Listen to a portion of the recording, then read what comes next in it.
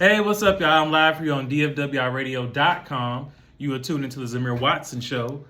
I'm your host, always doing the most. And today I have Elder Frank Stapleton on the phone. What's up, Frank? Hello, everyone. All right, if you could just tell us a little bit about your organization and what you do with it. Yes, sir. And before I get started, I want to thank you so much for allowing us to be on this show today. And I have with me Pastor David Jones. He is the author of the book called Humble is the Way. And he and I have partnered together to do great work in the community.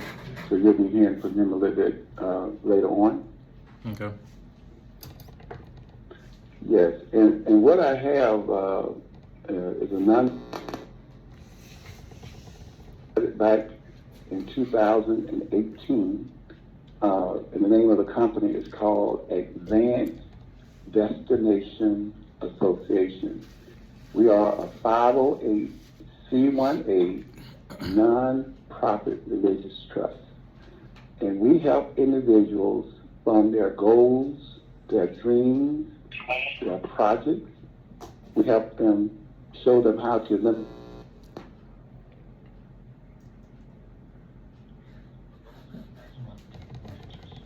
We have people in the areas of expertise will help people in different walks of life. So we have done so much. In fact, my work extends over 40 plus years when I first started working in the community. And then in 2018 is when I officially organized the nonprofit organization. Okay, so so what was it that made you say in 2018 that I could start an organization like this with your 40 years of experience with this type of work? Yes, that's a good question.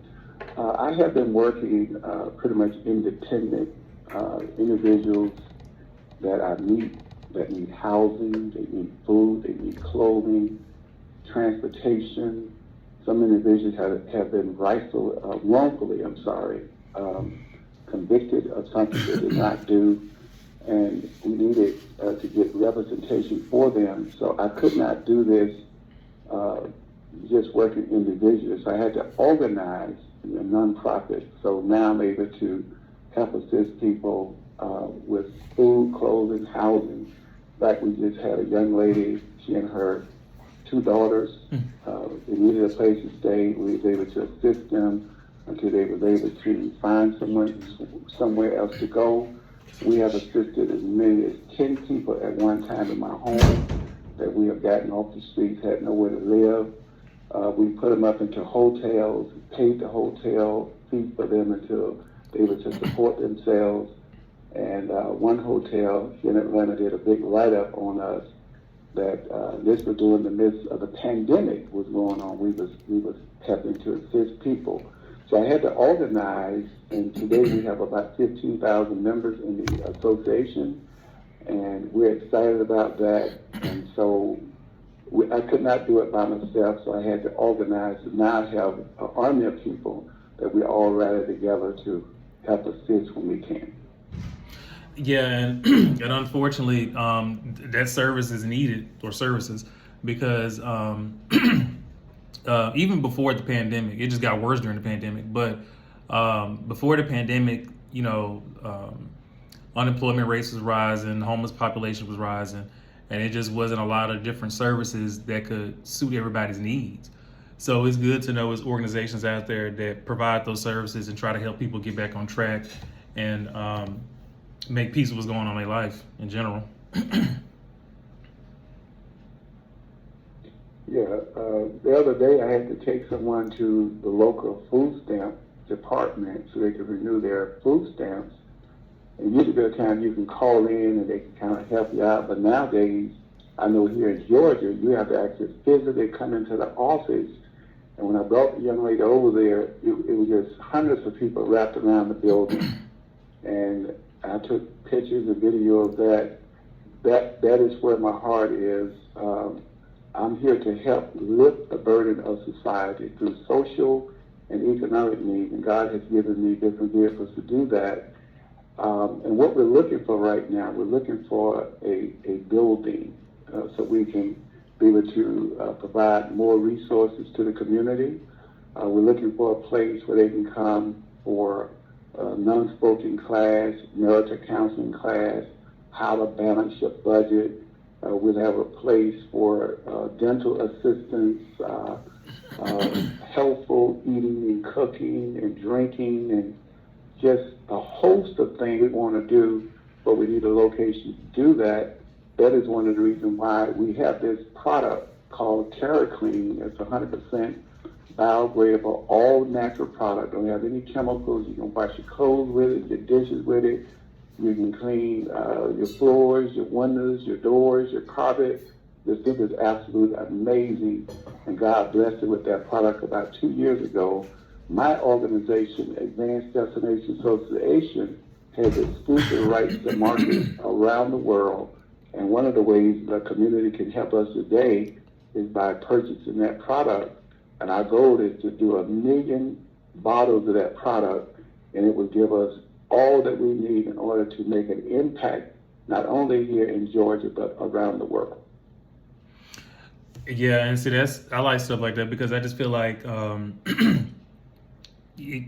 think COVID taught us a valuable lesson about a lot of stuff in so many ways, and and now with even I will say there are a lot of things nowadays that I don't too much like, but there are a lot of things I do like when it comes to technology and how we get the word out and messages and resources and stuff to help other people. I do like that nowadays we can do something like what you're doing and use those resources that that oftentimes are used in the wrong way. We can use those to try to help get more stuff to the people and also get the message across that, hey, you know, we offering this type of service, we offering this, and you know, fix their needs. So in doing all this over the last 40 years, what is it that you feel or think that you could do more of to try to get the message out a little bit more? Because I heard you say you wanted to reach more people outside of Atlanta. Like, who else? I mean, what else do you think could help benefit with that? Well, there's about 100 million people that's government dependent, and I want to erase the stigma. A lot of people that's getting $1,000 a month, they don't think beyond that. They feel as though they step outside of that, they'll lose their benefits. I want to have a system in place where we can educate them. You can step outside of that assistance you're getting, and you can do better for yourself. And a lot of folks are afraid to step out. I want to have resources in place to help support them as they're making the transition. They don't have to worry about fear of losing what they have. And as you know, if you receive an SSI, that's supplemental Social Security, if you make $82 a month over your benefits, you have to pay it back 100% back. So a lot of people they're stuck in their thinking, they don't want to go no further. So I want to educate people that you can go beyond what you're getting for government. And in fact, during the biblical time, it was a church of God that helped assist the community, not the government. So we have to get away from thinking that the government is the only answer. We have to step outside of those barriers and look at ways and means how we can increase what we have without being stuck. I really call it like you're in bondage. You can't go no further. And so we want to be able to educate people, not only educate them, but have resources available to help aid them as they make that transition. No, I agree with that 100%. And I'm glad you actually pointed that out, because that's the only thing I have an issue with when it comes to government assistance sometimes is that I do feel it's a need. Like I said, before the pandemic, I feel like it was a need, you know, throughout the decades. But I also feel like some people either get too dependent on it or either kind of abuse the system.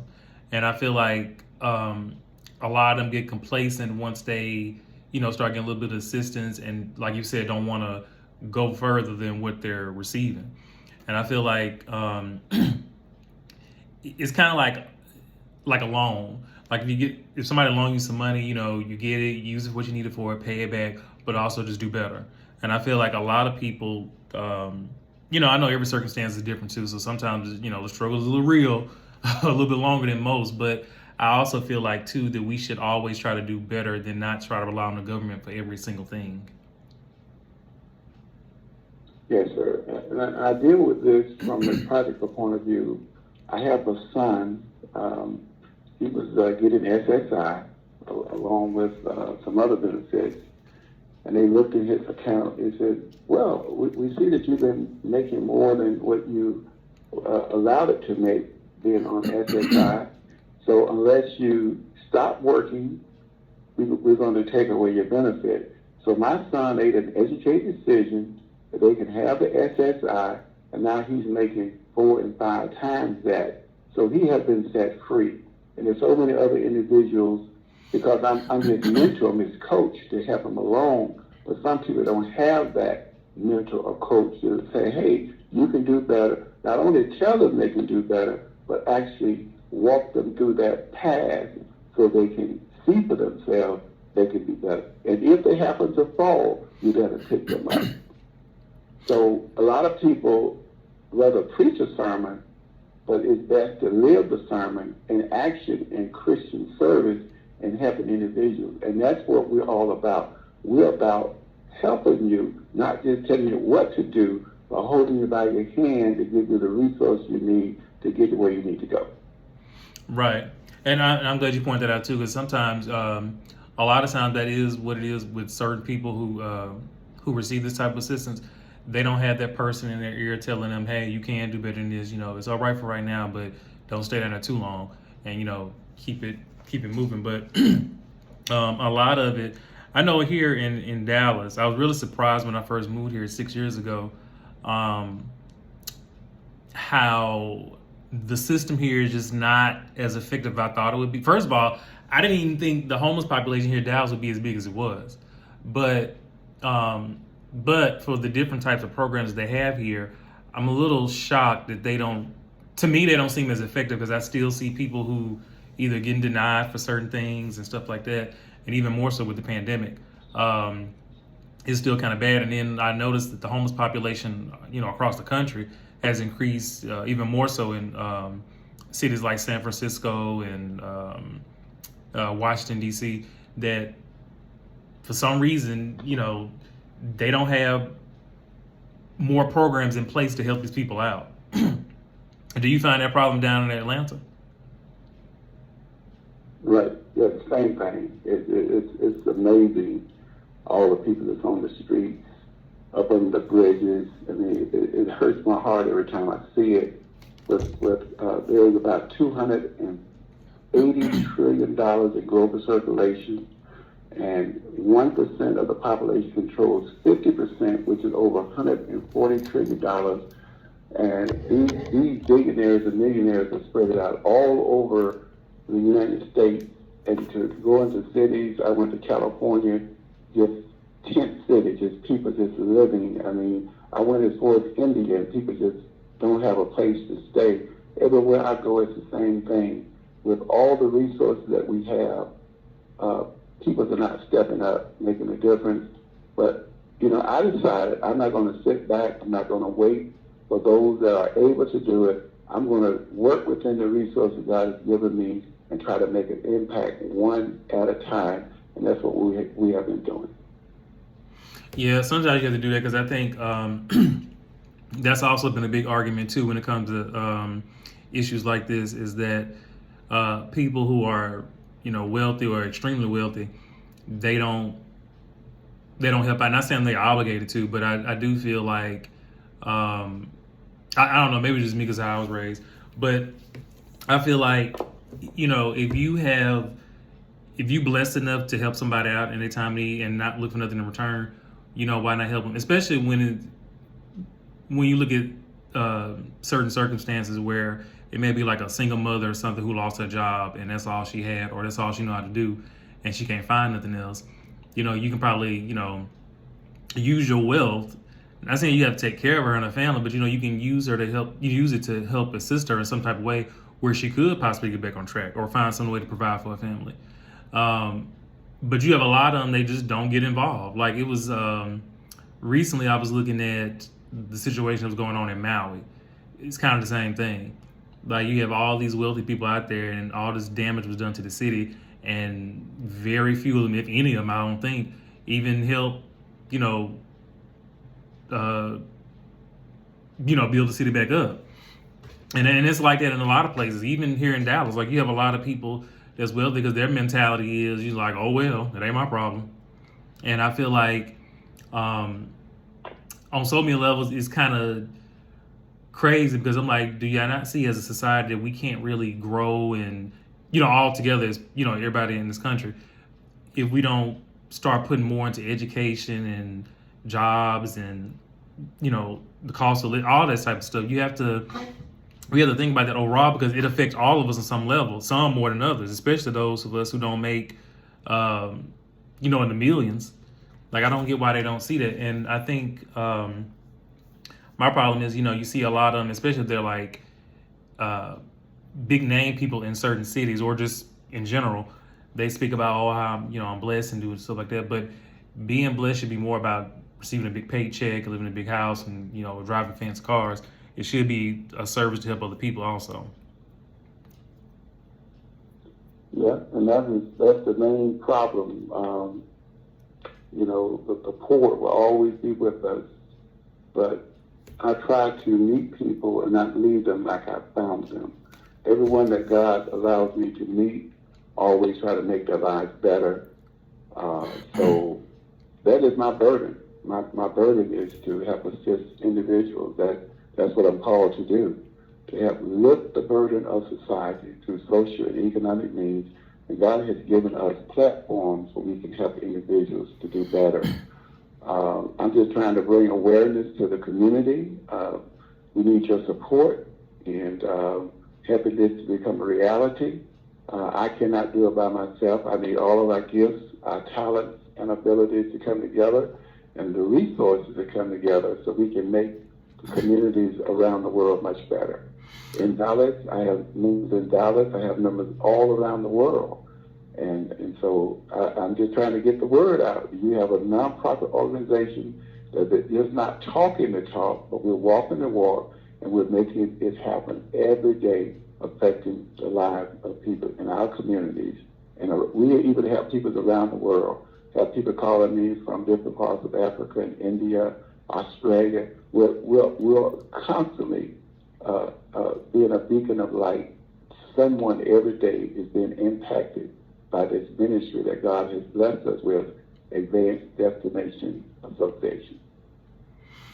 And I heard you say earlier you had a team. So the team of people that you have working for you or with you, how did you connect with them, and what other tactics do you think you can use to recruit more people?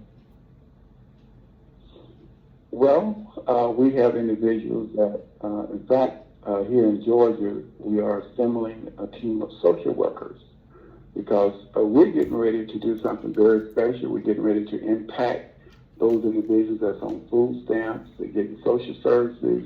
And what I have discovered in my 40 years of ministry is that if a person is not educated, when additional resources come into their lives, and they're self-destruct. I've known people that was making just a little bit. The minute they get benefits from Social Security, if they have a problem with alcohol or drugs, they have enough money to go ahead and make those purchases. Next thing you know, they're having heart attacks and strokes. So with the program that we have in place, we want to have individuals that are government dependent. We're going to have social workers working with them, managing their funds, making sure that the funds are being allocated the way it should go. So that is, I need more social workers. So if you're in Dallas, or whatever you may be, you can contact us. We need social workers in place to help those individuals that cannot help themselves. Over a period of time, as we educate them how to balance the budget and how to go about making best use. See, knowledge teaches you how to make money, but wisdom teaches you how to spend it. And a lot of people just don't have the wisdom, once they get it, how to use it. And if you don't use it the right way, it would cause you to self-destruct. I've seen it happen too many times. So I dare not of a person that only uses 1,000 a month, now they're up to 2 and 3 and 4, 5,000 a month. Then if you don't have someone to help you govern what you have, then we do not want the good that we do to be evil spoken of, to say, this nonprofit organization helped this family get off of food stamps, etc. And now they got more resources coming in. All of a sudden now they're self-destruct. We don't want that to happen. So I'm very, very careful with that. So we need psychiatrists, we need social workers, we need people that know how to balance your budget, we need people for marital counseling and help with teenagers. We need the total package. So if you're out there, if you have expertise, then we would love to partner with you. You know, I'm so glad you mentioned it too, because I was about to ask that question here in a minute. So in addition to assisting the homeless, because like a lot of times, not just the homeless, but people who just come in there for just any type of assistance, a lot of times, a lot of them could have addictions, like you just mentioned, like drug addiction or alcohol addiction, or potentially just mental illness. I'm glad you pointed out that you have a team of psychiatrists and other people who can also help with that. So I'm sure you run into this issue, but do you ever run into a lot of problems where you have a lot of people who are suffering from those issues, like being an alcoholic or drug addict or something like that, where you know or you kind of suspect that they may try to use the funds to do those things? Yeah, we run into that all the time, and that's why I have managed for them. I don't give them lump sums, just give them a little bit. Right. A lot of times, if they say they need food, we'll go to the store, we'll purchase the food for them. And I mean, it's a disease, it's a sickness. And, you know, it takes money to be able to support it. And so that's why I'm very, very careful to help an individual, but I don't want to enable them in the wrong way. Mm-hmm. So it's a very, very fine line. And you have to be guided by God to give you wisdom on how to do things. And so you have to have a foundation, which is God, and He will give you wisdom as discernment on what to do. Some people, you know, they say, I want something to get something to food with, so something to get something to eat with, but you kind of like give them a little rope. Next thing you know, you kind of hang around a little bit to come out with a beer. And so the next time you just don't give it to them, you actually go and make that purchase yourself. Yeah. One person called me up and said, man, I'm so hungry. I can feel my stomach through my spine. He was super, super hungry. And I had to be very careful that I don't just cash out you something, that I will make sure I, give you something to eat to satisfy that. Right. And then when they see that you're actually coming to bring them, they really don't want it. Some of them, they don't think I'm going to drive 30 miles to get them some food. So they're like disappointed. But you told them you needed food, but it was actually for something else. So it takes wisdom to be able to do what we're doing. Well, I'm going to tweet that what you just said. When you said it takes knowledge to make money and wisdom to keep it, I said, I know that's right. Yeah, because, but that all that is true what you said. And I feel like, too, because I've been in that position before, too, where downtown Dallas, I was down there for an event and a guy had walked up to me and said he wanted something to eat. He was homeless. So where I was at, it was a Popeye's chicken around the corner. So I walked over there and got a box of chicken and gave it to him, but he didn't want it. He was like, you just gave me the money. I'm like, well, you said you wanted something to eat, so I went and got you something to eat. And the reason why I went and got a box was because, obviously if he was homeless, if he ate that one thing, he was going to be hungry later on. So I figured if I got a box, he can eat on that for a while. But another thing too about that is whether they have mental illness, alcohol addiction, or drug addiction, I do feel like they do need help because so many people give up on them, which is probably why they're in the situation in the first place. And even though, like you said, it is a disease, but it just baffles me that we have so many homeless people because it makes me wonder too, like, where are their families at? Like, people who actually, care about them. Like sometimes I know why, but sometimes I'm just confused as to why it's so many in the streets. Like, I don't understand. Like, did y'all just give up on them or just say forget it or what? And that is amazing. I have met individuals that have been on the streets for 20 years, Oh, Lord. 10 years, and the family didn't want to have anything to do with them. And we have gotten them rehab, got the benefits for them, and in some cases we brought them to the home, gave them a place to stay, got them out the element, and they're doing well today. And I had one gentleman to tell me, he said, Elder Stapleton, if you had not continued to let your light shine in my life, I would have been dead a long time ago. Mm. I met a gentleman that was on the streets in Atlanta. He had a beautiful family, son, daughter, grandkids, brothers and sisters, but because of his lifestyle, they didn't want to have anything to do with it. We took that gentleman, brought him into our home, gave him a place to stay, and got his life on track. And he got his benefits today. He's doing so much better. He used to live a life of crime. He said any crime that needed to be committed on the streets, they called him the mayor of that city, that he was the one who did it. He said, Elder Stapleton, for you to reach me, it is rare because I don't let people get this close to me. But God allowed myself and my wife to meet him, and life has just changed. It's not by might, not by power, but it's by his spirit. And he wants each one of us to reach out and do all we can do. And he'll direct you on what to do. I've met some of the worst criminals you're going to meet, but the power of God is able to change. No matter who you are, if you want to yield yourself to God, God will change you. There's no condition that we're going through today that God cannot change. That's if the person wants to be changed. Now, if you don't want to be changed, there's nothing we can do for you. Right. Well, I'm glad you one of the few who do that, because I do notice that a lot of times you don't have a lot of people out there that have the patience to want to help them in that way, because a lot of times people are so quick to just give up on them and throw the towel on them, like, oh, you crazy and stuff like that.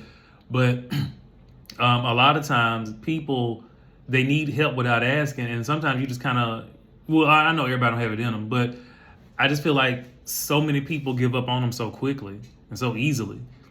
And then, of course, I understand certain circumstances, like you were saying, in that situation, this guy committed crime quite a bit.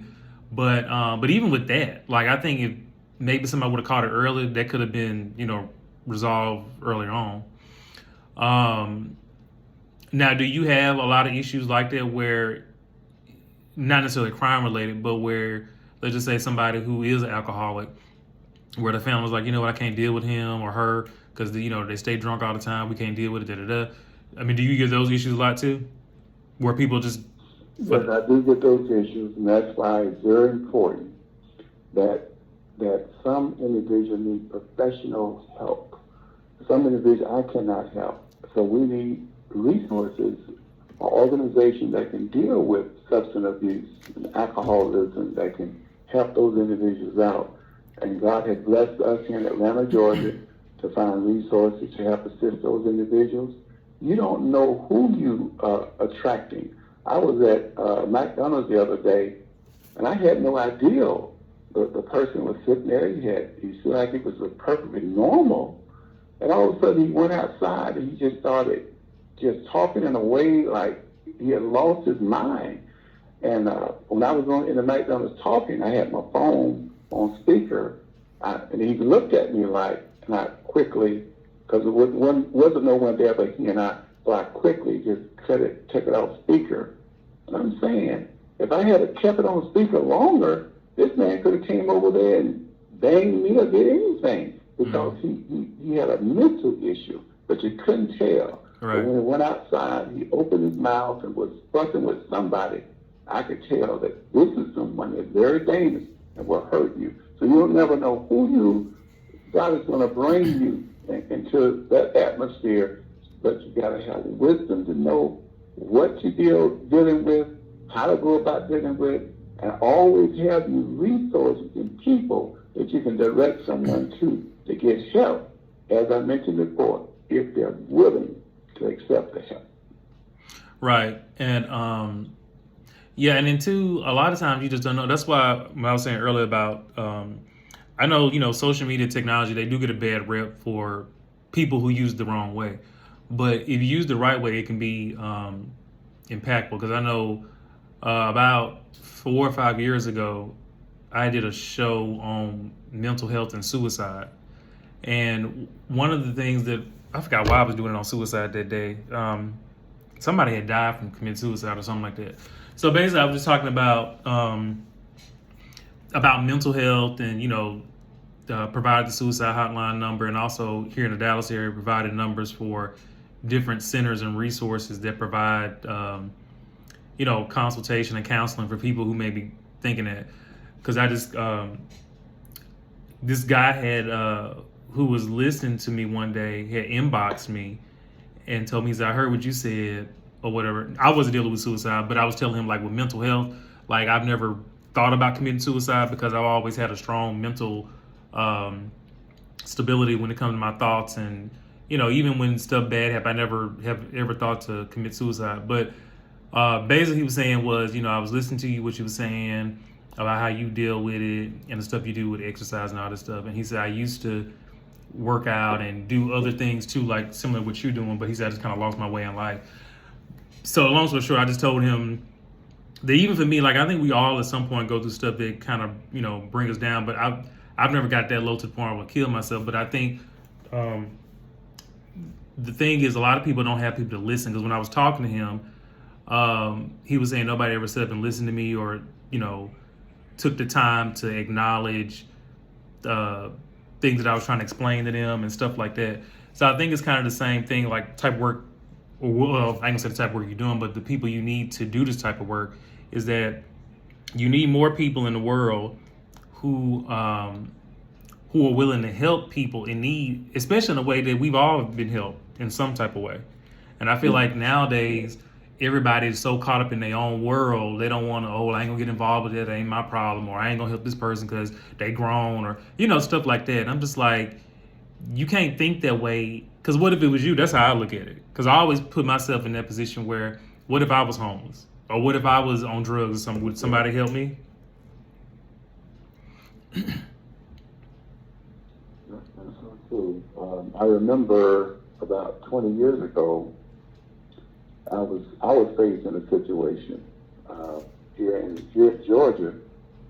I had moved into this house for rent, and the rent was only like $650 a month.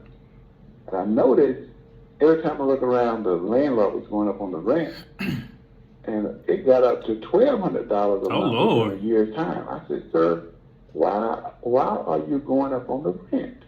He said, well, I have an adjustable rate mortgage, and when they go up on me, I'm going up on you. Oh. So what I decided to do is take all my furniture out the home, I put it in storage, and I moved into a hotel, and it was 911 the year the Twin Towers in New York were destroyed.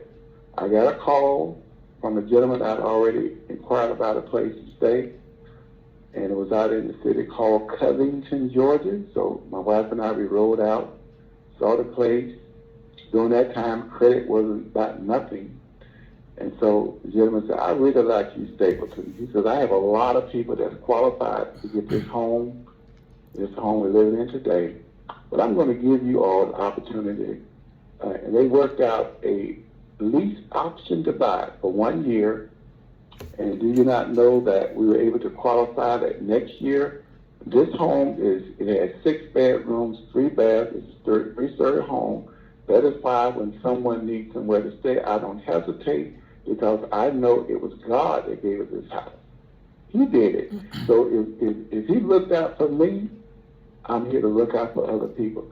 So my home is open to people. That if you're in distress, you need a place to stay, our doors are open to help anyone from any walk of life. I've had people come in my home. This is not for everybody. I'm just telling you how God works in my ministry while he's doing what he's doing for me. I had a guy that come in my home from New York. I didn't know he was a game banger. I didn't know he was a criminal. I didn't know anything about it. But God allowed him to stay in my home for 6 months. No harm came to us. And finally he said, you know, sir, he said, you don't know my background.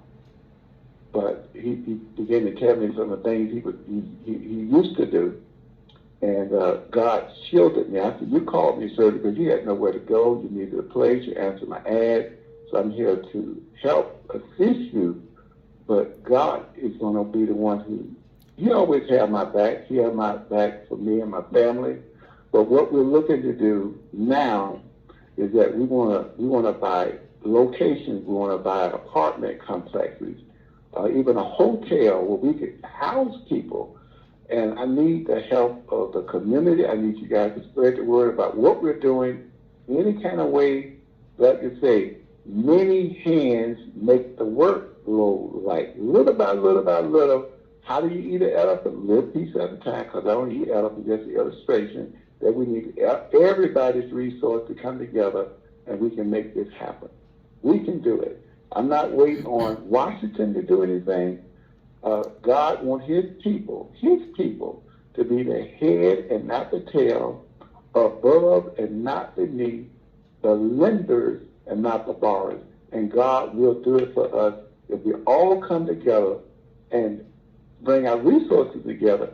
He can multiply what we have just like he multiplied the fish and the loaves and fed thousands of people of 2 fish and 5 loaves. And he can do it with a little or much that we do to help support this nonprofit.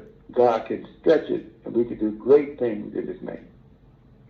Yeah, I absolutely agree. And it's just, sometimes when I think about it, it's kind of sad how you do see so many of them. Like, and it's like as time go on, I know here in Dallas, I feel like the homeless population is increasing. Like every time I go downtown, I see, and not even just downtown, even back kind of where I live at, it's like it's expanded. And then in addition to that, people who may have lost their jobs, they're trying to look for help and stuff. And it's just like, where is the help for these people? And then you look at, and like, I know a lot of times too, some of my friends here in Dallas, I go to different fundraisers and stuff like that to help them out with stuff like that. And it really is amazing to see how many people are that, in need like that. Yes. And then, what was I about to say? And not just even that part, but even just I keep touching on the mental health thing because I feel like that is important too, especially in this day and age with, not just with just people losing their jobs, but even if they have a job, balancing, your budget for your family, trying to live, just kind of what you just said, like rent is. I remember when I lived in Arkansas, my rent was only $7.90, and at that time that was like, ooh, I ain't paying no expensive rent. But then coming here to Dallas is a different story. I mean, I'm paying almost like it feel like 50 million times that, but stuff like that goes up, grocery goes up, gas is going up, everything is going up. So people, especially they have children, that that's a challenge. So trying to get those services out there to help those people, and I feel like sometimes certain people, they won't qualify for different reasons, and in my personal opinion, a lot of it too, I feel is discrimination on some certain levels. So it's just hard because you still have a lot of people in this world who just don't have a heart to help other people in that way. And that's why I think organizations like yours is good, and it definitely needs the word put out there to try to get more people involved. And speaking of, do you have other locations for this company in other cities or just in Atlanta? Well, in Atlanta, but we have representatives just about in every state that is helping to spread the word about what we're doing. So our main location is here in Atlanta. Our administrative location, we have someone working with us, is in North Carolina, and we have someone in South Carolina, and we have contacts like in Florida, Tampa.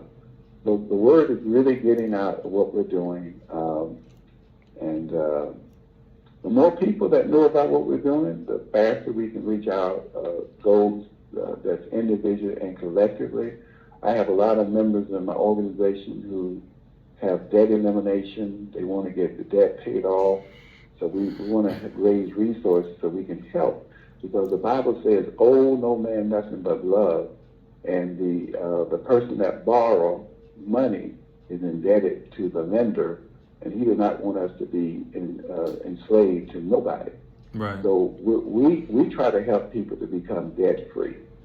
And that's what it's all about. Once you become debt-free, you can do things to better your lives, not only for yourself, but you can share with others how they can become debt-free. And we don't have to be so dependent upon the system that we have in our world today. Right. And I also heard you say earlier, I can't remember, you said you have representatives overseas or you help people overseas. Despite either one, for the people that you have helped overseas, how did you get in contact with them to know that they were even homeless or needed help? Yes, I have individuals that live in the United States of America that know individuals that's on an international basis, Okay. and they sign up to become a member of my organization. So we do business in every country except places like Russia, North Korea, where there's sanctions put on that particular country. Right. But anywhere there's a U.S. presence where we can sign people up, we're looking to do that. Oh, okay. Yeah, I was wondering because now, well, obviously, I guess you said once you get more representatives and funding, you can probably start putting centers in not only in the cities here in the U.S., but hopefully those parts of the world as well. Now, speaking of that, do you also is it that huge of an influx of services needed in those other countries like it is here in the U.S., or is it about the same? Yes, it was very interesting. I was in India, and they have these little taxi cabs called auto carts. Here, I'm tall, I'm about 6 feet, 5 inches tall, and me and two more individuals on this little auto cart, like a taxi coming from downtown there in Bangalore. And once we got back to the place we were living at, there was hundreds of people around the gate, hundreds of people. And they said, sir, can you give us food? Can you give us money? And I said, one moment. I goes inside the room we were living. I told my colleagues, I said, look, I need all the food, fruit, whatever you got, let's put it on this platter. And I got everything, brought it out, and there was a wall there, and I put the platter on the wall, all the food and everything. All the hands in the air were just giving every hand something.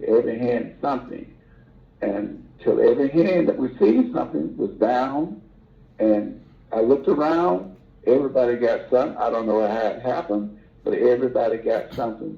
So the gentleman said, sir, who are you? I said, my name is Elder Frank Stapleton. I'm from the U.S. I'm just here to show some love. So he said, I need to see you next door. So next door, I went next door, and there I met the mayor of that precinct, and I met the Hindu leader. He said, sir, we appreciate what you did for our people. And he said, some of our people live in one room, and there's 6 people into one room. Oh, Lord. And sir, can you please help us? And this was back in 2014. And I got my organization started in 2018. So what I'm looking to do now is reach back, and of course I left the contact information to the pastors of that community. But what I'm saying is that everywhere I go, no matter where I travel, there are needs, there are people that are hurting. Now in India, they only make about 50 to 100 US dollars per month, working a 40-hour shift. And all you're going to make is between 50 US dollars to 100 US dollars a month there. And so when my organization gives someone $200 or $100 over in India, that's a lot of money to them. That's equivalent to working 40 and 80 hours. And if they call me from different parts of the world, I send them money to PayPal. It's major to them. And I want to continue doing that, but I want to do it at a very, very high level. And that's why I need the support of every listener out there you need to find out how you can support this organization because we're making an impact all around the world. Yeah, so do you all have like I know you have a website, but do you have like a social media pages that people would go to also um, to try to help you? Yes, we have a social media called Advanced Destination Association. That's ADVANCE, then Destination, DESTINATION Association. And that's our social media post there. I have a website they can go to. All my contact information is on that website. They can go to Advance, ADVANCE, the word destination, DESTINATION.org. And there you're going to find a profile of myself. Everything you need to know will be right there. How to contact me, the email addresses. When you go to the bottom on Contact Us, everything is right there. And if anyone, telephone number is there, so if you need to reach out to me, you can do so. And we would love to talk with you to see how we can partner together to make our world a better place to live. Yes, I agree, because it's definitely needed. Because I mean, every city I go to, like I said, you see something like later today, I'm gonna fly to Denver to do a book signing and give a speech, and it's like everywhere I go to, you do pick up on little stuff, especially like in the downtown area, which is shocking to me sometimes, because you would think as much as we have like police officers and stuff who patrol these streets, and I'm sure you do have some of them that actually do try to help give them assistance, that it's not like an overwhelming amount of people in any of those organizations, like, police officers, firefighters, or anything, that try to, help out a little more than what they can. Now, surprisingly, and maybe because I wasn't really paying that much attention either, when I was in Atlanta last year, I didn't really know. So has the homeless population, has it increased in Atlanta too?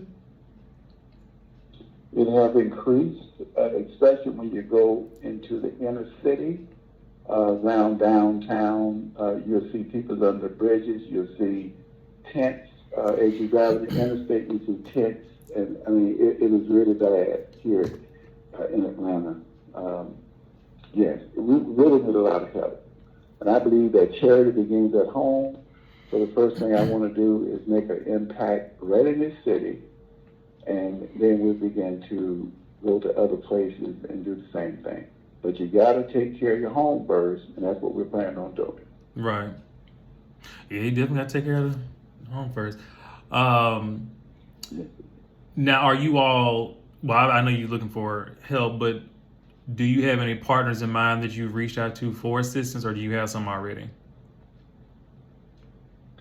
Well, we're constantly reaching out to individuals, but unless you have the love of people in your heart, people is, sometimes you get very selfish.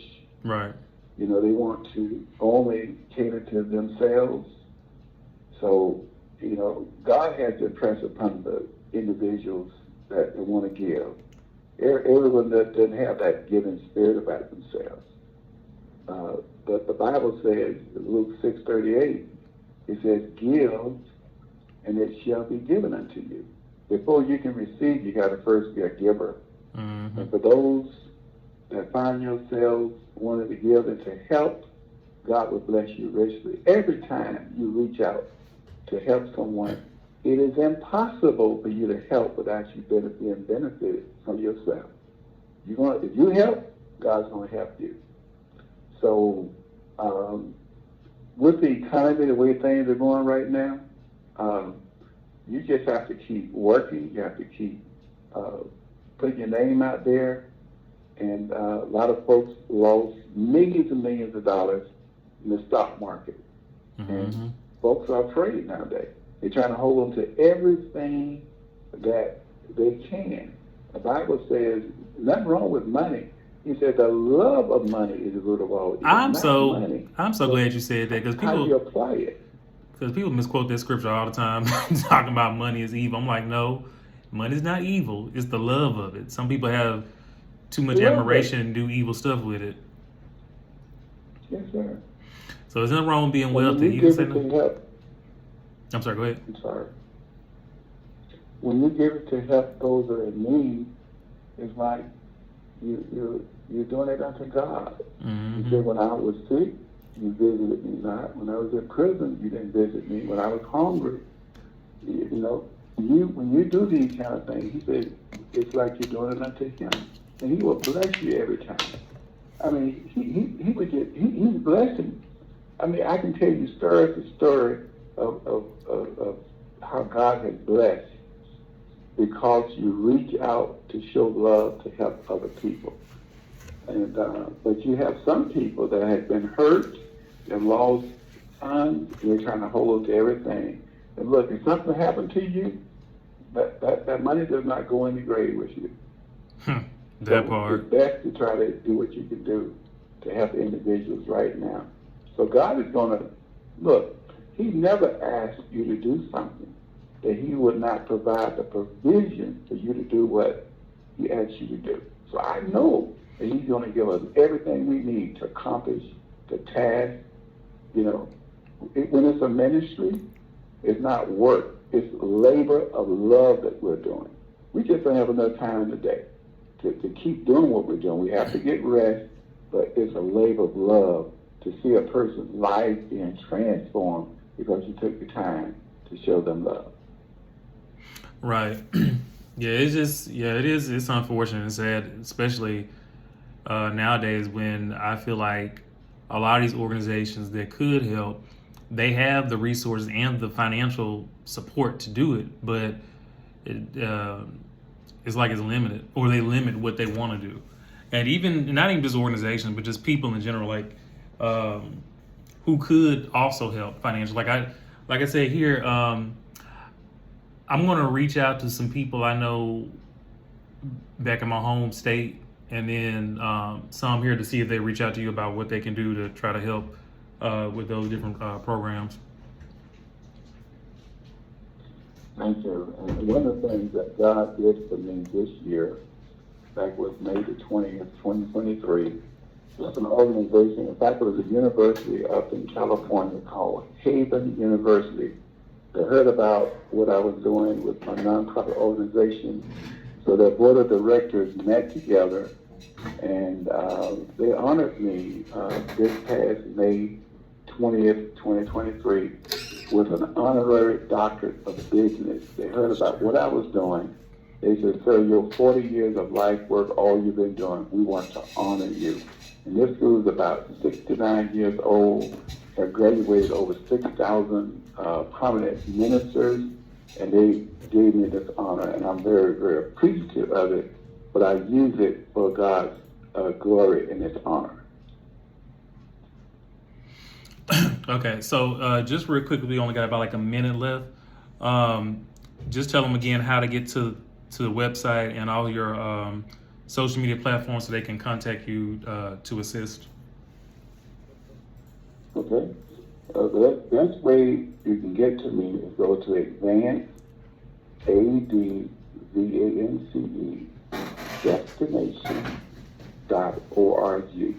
And you'll have the telephone number to reach me, website is there, the social media, you would just go to Advanced Destination Association. You'll see my social media post there, and just reach out to me. Or you can send an email to adaSupport@protonmail.com.